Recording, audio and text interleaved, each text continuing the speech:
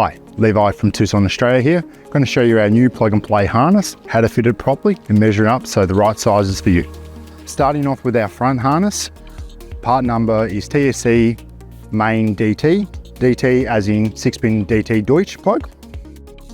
Mounting the Deutsch plug center, because that's where our Tuson controller needs to be mounted. Run along, we have a earth wire, as well as we have our main wires that run up to the house battery or an Anderson plug. Make sure you earth these and power it up. We have our RVC, which is a plug-in new product instead of having to solder it in. Then we move around to, as I showed just before, our main power harness to go to the house batteries or Anderson, and as well as our breakaway wire. Move around to our first triangle Deutsch plug, which this is where our extension harness is going to come into play. Now coming to our crossover harness, it comes in a single or a tandem. We've got the opposite end triangle Deutsch plug, which that's where our extension joins to. This comes across over to the wheel magnet on the left hand side and obviously the right hand side. So making sure your harnesses come across the rail, coming down to the wheel magnet. This is where we've got to make sure that the spring is never going to crush any of the wires. So we've got to make sure that's secured. All right, with our 2-pin Deutsch connector, plug straight into the wheel magnet. Now we're just got to make sure it's secured with a little bit of slack. We're going to cable tie this one up so there's no slack that could jump into the spring.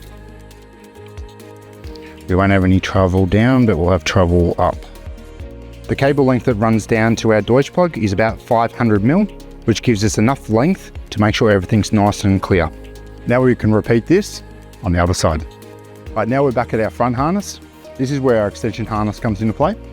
So from the triangle plug, that will run across to our other triangle plug at the single axle. Now to measure this harness, we're going to come from the front where we're going to mount our Tuson controller, and we measure all the way to the center of the wheel. Now we have 4 harnesses. We have a 1500 extension, a 1900 extension, a 2600 extension, or a 3200 extension. With our single kit and our tandem kit, it does come with P-clips and zip ties, so make sure that all cables are secured with P-clips where you can and zip ties. Now for the sake of this video, this is a dummy fit that we're doing with this chassis, so where I've done zip ties on here, I would highly recommend doing P-clips anywhere near the wheels, so it's a lot safer. So now after we've fitted the main harness, your Tuson controller will be mounted dead center.